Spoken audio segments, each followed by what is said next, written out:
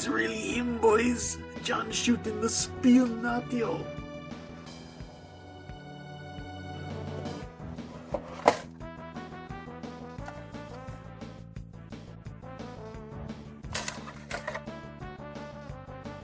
Hello and welcome back to another Plamo review.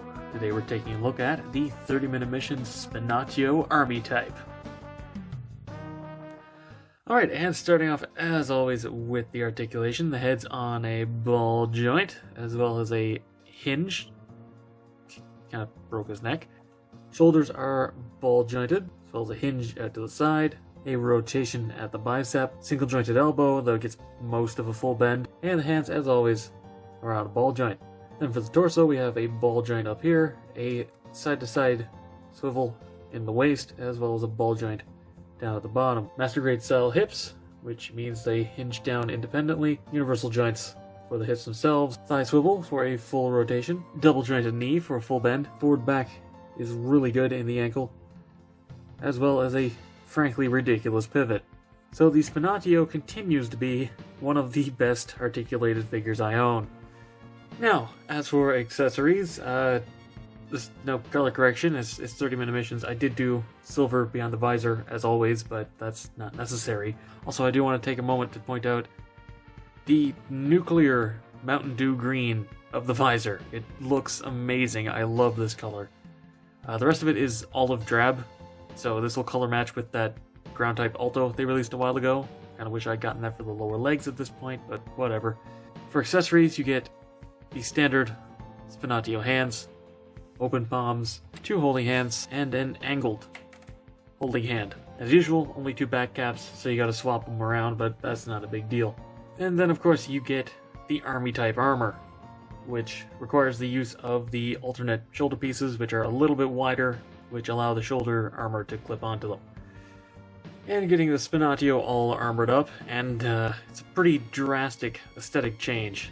The sort of almost brown color to the armor, it is still green, but it's a very earthy dirt green, which is nice. This is the most heavily armored one we've seen yet. Full faceplate, front and back torso armor, nice looking shoulders, full hip armor, knee pads, and shin pads. The only thing he's missing is extra stuff on the arms, but that's covered by the other accessories, the weapons. Starting off with the shield that it comes with. Pretty plain. Tabs on to the back of the arm. Secure enough, doesn't fall off or anything. I do kind of wish they allowed it to peg onto the side of the arm, just a personal preference. I don't really like it when shields are on the back, but it works fine. Then you have the I want to call it a machete, but it's kind of a kukri, really. But it is a very nice looking knife. And this also stores on the back skirt. It sticks off really far to one side, but it does store there. And finally, you get the demolition rifle, which is actually what it's called, and it's a pretty great name. It is pretty much just, a modern rifle, but it looks great. I do wish that this secondary handle was removable, because it's part of the sculpt, but not a huge deal. I mean, if I really wanted to, I could always cut it off, but I just wish that wasn't, necessary. There is a 3mm hole on this, so you could technically store it, like, on the back if you got one of the old armor sets that had the little extra tabs. And as for extra parts, you do get a couple. The scabbard piece that the Spinatio came with, as well as a couple of extra polycaps. And as for a quick size comparison, it's a Spinatio, so it's larger than the other 30-minute missions kits. So, to wrap this review up, the Spinatio Army type is so cool!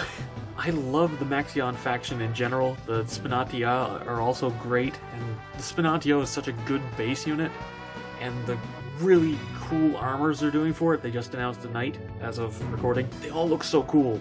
I love that they're finally sort of branching out into, different armors instead of just, mech, generic mech, bootleg Zaku. Like, they're doing really dynamic stuff, and that started with, the CL Nova and the Rabiot, but it just keeps expanding, and the new faction is doing such a good job of it. I'm very, very excited to see what they do next.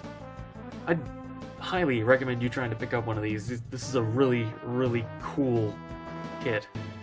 Looks great in pretty much any pose you want to put it in. Has pretty good posing options with the accessories. You can mix and match armor pretty much just within this, you know. If you get any other 30-minute missions kits, you can start swapping parts around and make some really cool stuff, but that's just sort of a selling point of the line in general. Yeah, I'd recommend getting this if you can get your hands on it, because they don't seem to be printing that many of them, at least up here in Canada. Anyway, that's all for this review. Be sure to let me know what you think down in the comments below. Give the video a thumbs up if you enjoyed it, helps a lot. Subscribe and hit the bell for future reviews.